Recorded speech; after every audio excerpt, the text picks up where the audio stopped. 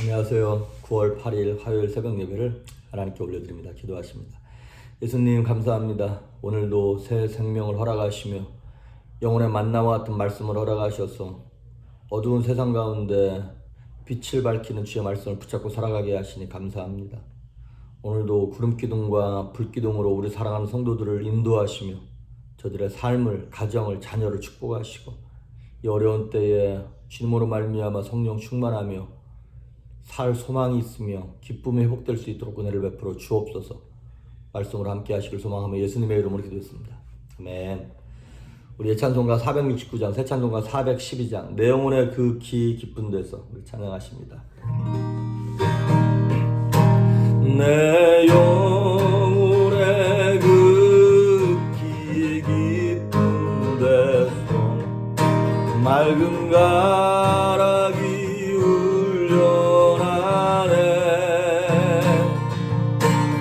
하늘 곡조가 언제나 흘러나와 내 영혼을 고일사네.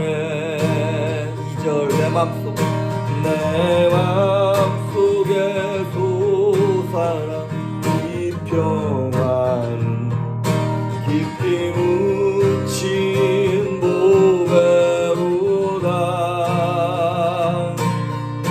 나의 보화를 캐내어 가져갈 자 그 아무도 없으리라.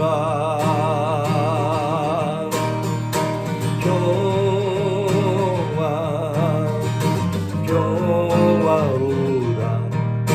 하늘 위에서 내려오네. 그 사랑의 물결이 영원토록 내 영혼을 덮으소서.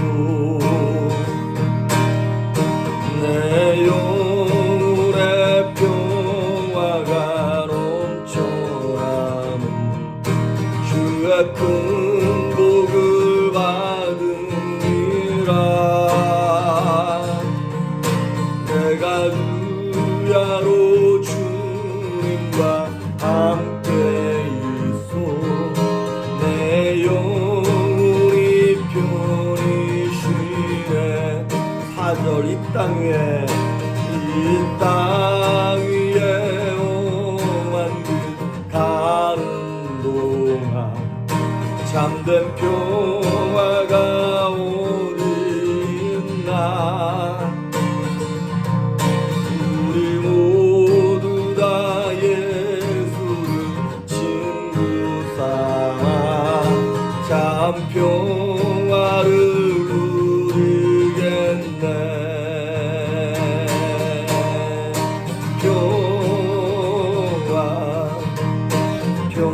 평화로다. 하늘 위에서 내려오네. 그 사랑의 물결이 영원토록 내 영혼을 덮으소서.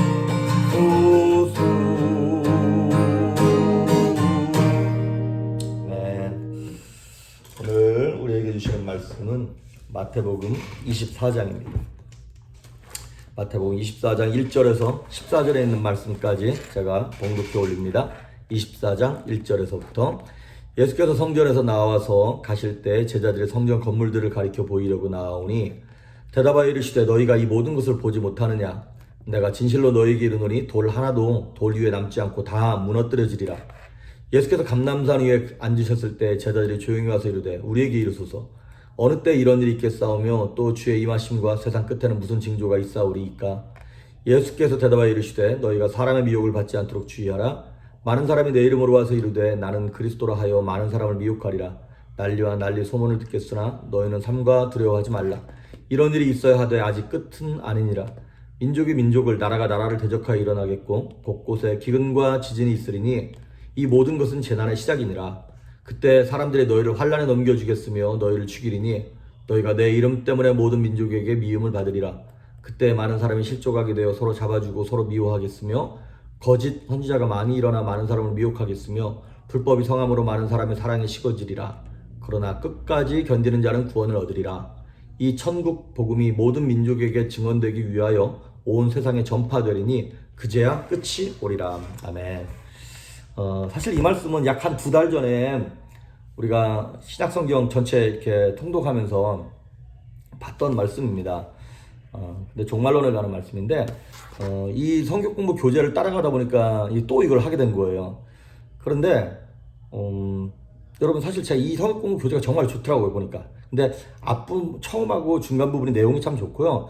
뒤로 갈수록 약간 뒷심이 딸리는지 조금 이렇게 저하고도 안 맞고 약간 좀 힘들더라고요. 이거를 성경 공부 교재를 설교 형식으로 이걸 풀어서 내려니까 조금 안 맞는 부분이 있는데, 어쨌든 교재 과정에 있는 거라 계속 그냥 가도록 하겠습니다.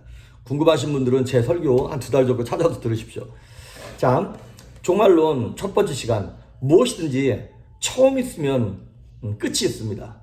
역사의 시작, 성경에 나와 있는 역사의 시작은 천지창조로 시작됐어요. 그럼 끝은 과연 무엇일까요? 성경은 얘기하기를 예수님의 재림이 끝이라는 거예요. 하나님께서도 당신 자신을 알파와 오메가요, 시작과 끝이요, 처음과 나중이라고 이렇게 표현하셨잖아요. 하지만 세상에 있는 많은 다른 종교들이 윤회라고 하는 개념으로 끝이 안 나고 계속 돌아간다는 거예요. 그런데 성경의 역사가는 아닙니다. 일직선이에요. 시작이 있으면 끝이 있는 거예요. 그래서 이 재림의 날, 예수님이 재림하신다는 것, 예수님 다시 오신다는 것이 저와 여러분에게는 기쁨입니까? 두려움입니까? 무엇입니까? 옛날에 그 청년들이랑 얘기를 하면서 예수님이 지금 오셨으면 좋겠다 그랬더니 아니라는 거예요. 예수님이 좀 나중에 오셨으면 좋겠다는 거예요. 왜 그러냐 그랬더니 뭐 시집도 가야 되고 장가도 가야 되고 뭐, 그리고 무엇보다도 자기들이 영적으로 해놓은 것도 없고 뭐 그래서 이렇게 상급을 쌓아놓은 것이 없어서 예수님 지금 오시면 안 된다는 거예요. 그랬더니 어떤 놈이 그러더라고요. 근데 사실 더 있는다 그래서 자기들이 영적으로 더 나아질 것 같지도 않다고. 자, 그런데 어쨌든 우린 거룩한 신부로서 신랑 되시는 예수님을 기다려야 하는 자들입니다. 그런데 그 예수님이 다시 오신다는 것이 우리에게는, 성도들에게는 축제의 날입니다. 결혼식이기 때문에 그렇습니다. 하지만 안 믿는 사람들한테는 그게 무슨 날일까요? 예, 장례식입니다. 그게 심판의 날입니다. 뭐 장례식이라 그래가지고 그냥 한번 끝나고 없어진다. 그러면 차라리 다행일 수도 있어요. 그런데 그것이 끝나고 존재가 없어지는 것이 아니라 육체만 없어지는 것이지, 또 새로운 몸을 입고 지옥에 가는 거예요. 우리는 새로운 몸을 입고 새하늘과 새 땅에서 하나님과 함께 영원히 사는 거고요. 예수님을 안 믿는 사람들에게는 새로운 몸을 입고 영원히 저주받는 지옥에서, 불못에서 저주받는 것이죠. 심판의 날이죠. 아주 멸망의 날인 것입니다. 예수님이 이 땅에 처음 오셨을 때는 구원주로 오셨어요.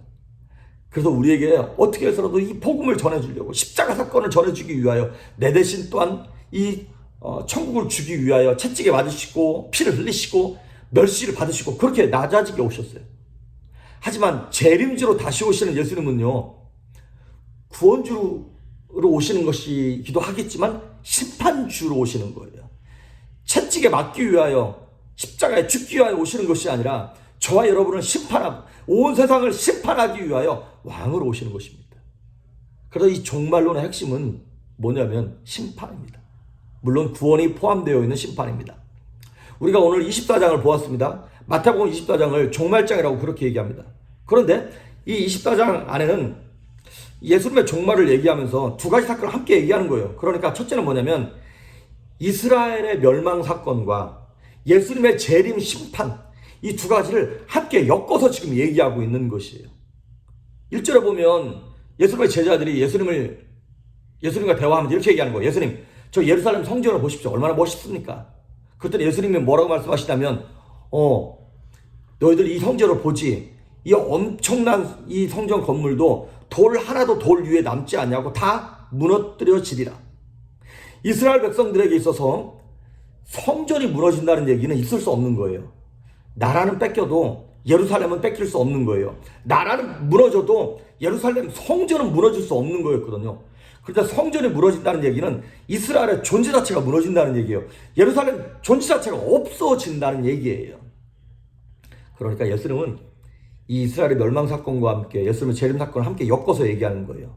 그러면서 말씀하시기를 예루살렘이 멸망할 때 이러한 사건들이 일어날 거야. 먼저 기근과 난리와 소문과 전쟁과 뭐 나라가 나라를 대적하는 막 이런 것들이, 그런 사건들이 일어날 거야.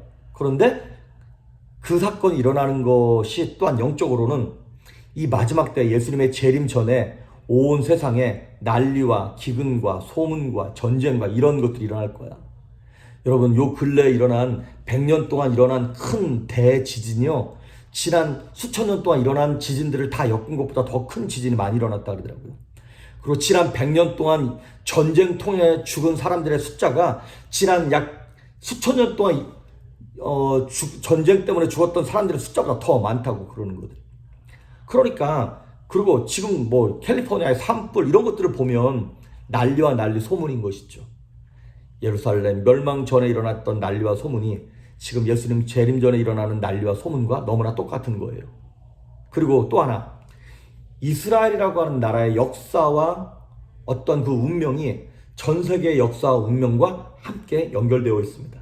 그러니까 무슨 말이냐면, 쉽게 얘기하면 이스라엘 유대인의 회복, 이스라엘의 회복과 세계 복음화가 함께 맞물려서 간다라고 하는 것입니다. 사도행전 1장 7절과 8절에 보면 이 땅끝까지 복음을 전파하게 되는 세계 복음화가 이루어질 때 이스라엘도 회복될 거다. 예수님 그렇게 말씀하셨어요. 제자들이 예수님 막 승천하려고 그러는데 붙잡고 그렇게 물어보는 거잖아요. 예수님 언제 우리 이스라엘이 회복되겠습니까? 예수님 말씀하시기를 땅끝까지 복음이 전파될 때 이스라엘이 회복될 거야. 그래서 그 말 맞다나 1945년인가요? 8년 또 이스라엘이 회복되잖아요. 이스라엘이 회복돼요. 지금 2000년 동안 나라가 없었는데 회복되기 시작하면서 무화과 나무의 가지가 연화해지고 열매를 맺기 시작하는 거예요. 그러면서 이스라엘에게 복음이 진짜 털끝 하나 들어가지 않았었는데 그 메시아닉주, 예수님을 그리스도라고 고백하는 이스라엘 사람들이 조금씩 늘어나기 시작하죠. 아직은 막 뭐 불같이 일어나는 건 아니에요. 근데 이 사건이 전 세계 복음화, 이방인들이 먼저 복음을 받아들이는 사건과 함께 엮이어서 함께 일어나는 거라는 거예요. 그래서 로마서 11장에 그 말이 나오는 거예요. 유대인의 구원이 있긴 있을 건데 먼저 이방인의 구원이 있고 난 이후에 유대인의 구원이 일어날 거다라고 하는 얘기죠. 그래서 우리가 재림에 대한 그 얘기들을 하면서 알아야 될 것 한 서너 가지만 간단하게 말씀드릴게요. 첫째는 뭐냐면, 어떤 사람들은 이렇게 얘기해요. 최후의 심판은 없다는 거예요. 하나님은 사랑의 하나님이기 때문에 사람들을 다 지옥 보내지 않는다, 다 구원한다고 그렇게 얘기합니다. 그런 걸 뭐라 그러냐면 인위적인 복음이라 그러는 거예요. 그건 인간이 만들어내긴 복음이에요. 성경은 명확하게 얘기합니다. 여러분, 하나님이 세상을 멸망시키는 게 아니에요. 죄가 멸망시키는 거예요. 하나님께서 사람을 지옥에 보내는 것이 아니라 죄가 사람을 지옥에 보내는 거예요. 예수님께서는, 우리 하나님께서는 우리로 하여금 살아날 수 있는 구원의 길을 열어주셨잖아요. 구원의 길도 안 만들어주고 무조건 어떻게 좀 살아나봐 이렇게 말씀하시는 것이 아니지 않습니까? 내 죄가, 마귀가 우리를 지옥에 보내는 것이지. 심판은 있습니다. 다미선 교회나 이 신천지 이런 놈들이 하도 막 여호와 증인 이런 놈들이 안식일 교단에서 막 예수님 이때 오신다, 1990년 10월 28일 또 안식일 교회에서도 몇 번이나 예수님 오신다고 그 난리를 쳐놓은 바람에 기독교 안에서 이 예수님의 재림에 대한 설교를 못하지 않습니까? 베드로후서 3장에도 이런 말이 나와요. 말세 기독교를 조롱하는 자들이, 야, 예수님께서 다시 오신다고 그렇게 강림하신다는 약속을 했는데 지금 시간이 이렇게 지났는데 안 오시지 않느냐? 그 조상들이 그렇게 말하고 난 다음에 자기들도 다 죽었는데 예수님 아직도 안 오잖아. 예수님께서 오신다고 하신 지 지금 2000년이 지났는데 아직도 안 오잖아. 그렇게 기독교를 조롱하고 예수님을 조롱합니다. 그런데 여러분, 우리가 보진 않았지만 믿던 안 믿던 상관없이 북극이나 남극은 존재하지 않습니까? 그런 것처럼 성경이 얘기하고 있어요. 명확하게 얘기하고 있어요. 요한계시록 20장에 보면 심판의 날이 한번 들어오기 시작하면 새하늘과 새 땅이 임할 때까지 무섭도록 이 땅을 초토화시키면서 심판하실 거라는 거예요. 하나님이 근데 아직 역사를 끝내지 아니하시고 오시지 않는 이유는 왜 그러신가요? 하나님 약속을 안 지키는 분이라서 그런가요? 아닙니다. 하나님의 시간표와 우리의 시간표가 다르기 때문에 그렇습니다. 주께는 하루가 1000년 같고 1000년은 하루 같다는 거예요. 그래서 한 사람이라도 또 하나님께 돌아오기 원하는 마음으로 하나님께서 이 재림의 날을 미루고 계신 것이죠. 그리고 두 번째, 재림에 대한 오해가 무엇이냐면 그날을 알 수 있다고 사람들이 믿고 있는 거예요. 그 예수님의 재림의 날을 내가 열심히 기도하면 하나님이 가르쳐 준다는 거예요. 그렇지 않습니다. 우리가 지금 마태복음 24장 14절을 보면 이 천국 복음이 모든 민족에게 증언되기 위하여 온 세상에 전파되리니 그제야 끝이 오리라. 이걸 보면서 많은 열심히 있는 선교단체들이나 교회들이 지금 이 지구상에 종족이 33,000개가 있는데 그 중에 뭐 3만 몇 개인가가 지금 다 복음을 받아들였고 이제 몇백 개 안 남았다. 이제 몇백 개만 다 우리가 복음을 전하면 예수님이 오실 것이다. 그 예수님의 재림을 빨리 당기기 위하여 그 남은 몇 개 남지 않은 미전도 종족에게도 빨리 찾아가서 복음을 전하자. 막 이렇게 열심을 내세요. 사실 그 열심 때문에 복음화가 빨리 이루어지기도 했고 그 열심 때문에 대부흥이 일어나기도 했어요. 그런데 오늘 마태복음 24장 14절을 가지고 이건 사실 예수님의 종말의 스케줄을 얘기하려고 해주는 것이 아니라 이거는 종말이 그렇게 빨리 오는 것이 아니다라고 하는 것을 반증해주는 얘기예요. 무슨 얘기냐면 마태복음 24장 6절 난리와 난리 소문을 듣겠으나 너희는 삼가 두려워하지 말라. 이런 일이 있어야 돼. 아직 끝은 아니다. 8절 이 모든 것은 재난의 시작이다. 이렇게 재난의 시작과 막 마지막 때가 되면 지진과 기근과 전쟁과 난리와 소문이 일어날 것이다 라고 얘기하고 있지 않습니까? 그걸 무슨 얘기냐면 예수님의 재림은 우리가 노력한다고 재림이 당겨지는 것이 아니라는 것이에요. 이런 난리와 소문, 전쟁, 이런 모든 스케줄도 함께 가는 과정 속에서 예수 믿는 사람들이 이방인도 전도해야 되고 유대인들도 전도해야 되는구나라고 하는 사명을 우리에게 명령하시는 것이지 우리가 열심 낸다고 예수님의 재림이 당겨지는 게 아니라고 하는 것입니다. 그 예수님의 재림의 때를 맞추기 위한 수단으로서가 아니라 재림의 때를 당기기 위한 수단으로서가 아니라 하나님의 마음을 깨닫고 우리에게 주신 사명으로서 이 말씀을 받아들여야 한다는 것입니다. 마태복음 24장 36절 같은 장 36절에 보면 예수님 이렇게 말씀하셨어요. 그러나 그날과 그때는 아무도 모르나니 하늘의 천사들도 아들도 모르고 오직 아버지만 아시는 자. 예수님도 모르고 천사들도 모르고 하나님의 아버지의 플랜 가운데만 있다는 거예요. 물론 예수님도 모르진 않겠죠. 어떤 상징적인 영적인 의미가 있는 것이겠죠. 하지만 그렇게 말씀하실 정도로 하나님의 재림, 예수님의 재림의 때는 하나님의 주권에 달려있는 것이지 우리가 노력한다고 되는 게 아니라는 것이죠. 노력하지 말자는 얘기가 아닙니다. 이거를 그렇게 해석하지 말고 우리에게 주신 사명이라고 알자는 것입니다. 마지막으로 하나만 더. 그러다 보니까 이걸 막 이렇게 문자적으로 막 보다 보니까 무슨 실수를 저지르냐면 여호와 증인이나 신천지 같이 14만 4천 이런 것에 목매는 거예요. 성경에 나와 있는 난해 구절 같은 것들을 보면 영적인 의미가 담겨져 있는 거거든요. 근데 그걸 문자적으로 풀어내는 거예요. 그러니까 14만 4천 명 안에 들어가야 예수님의 재림 때 휴거된다는 거예요. 신천지 그놈들이 14만 4천 그거 막 목표로 막 하다가 어느 날 너무나 쉽게 14만 4천을 넘어버리는 거예요. 그러니까 막 기준을 또 높여가지고 뭐 무슨 프로그램을 들어야 되고 뭘 어떻게 해야 되고 그거 아닌 거 아시죠 여러분? 요한계시록에서 말하고 있는 14만 4천은 그 12 곱하기 12 그게 144잖아요. 12이라고 하는 숫자가 완전수예요. 그런데 이게 12가 왜 완전수냐면 삼일체 되시는 3위 하나님과 동서남북 이 땅의 숫자 4 3이라고 하는 완전수와 4라고 하는 어떤 이 숫자가 곱해져가지고 3, 4, 12 12이라고 하면 완전수가 일어났잖아요. 그래서 구약에 나와 있는 12지파 그건 유대인들을 얘기하는 것이고 신약에 나와 있는 12사도 그거는 이방인에게 복음을 증거하는 우리 모두가 다 그 복음을 듣는 뭐라 할까요? 신약의 12지파라 그래야 되나요? 그런 존재들 아닙니까? 그래서 구약의 12, 신약의 12를 곱해가지고 144 곱하기 1000이라고 하는 숫자가 히브리 개념으로 많다라고 하는 거 개념 나타날 때 1000 이렇게 얘기하는 거예요. 거기다 1000을 곱하니까 14만 4천이 나오는 것이에요. 이걸 문자적으로 해석하지 말고 영적인 의미로 이걸 해석해서 정말 하나님이 구원하실 하나님의 거룩한 신부들이 해낼 수 없이 많다는 것이에요. 또 그 많은 사람들을 우리가 전도하기 위해서 애써야 한다라고 하는 그런 의미로 받아들일 수 있기를 바랍니다. 그렇습니다. 어쨌든 우리가 그날을 알 수 없어요. 그리고 그 재림의 때는 꼭 있습니다. 우리가 그 재림의 날을 준비하는, 결혼식을 준비하는, 신랑을 기다리는 거룩한 신부의 모습처럼 오늘 하루도 능력으로 살고 믿음으로 살고 하나님이 예비하시는, 사랑하시는 거룩한 신부답게 살아갈 수 있는 여러분 될 수 있기를 주의 이름으로 축복합니다. 기도하십니다.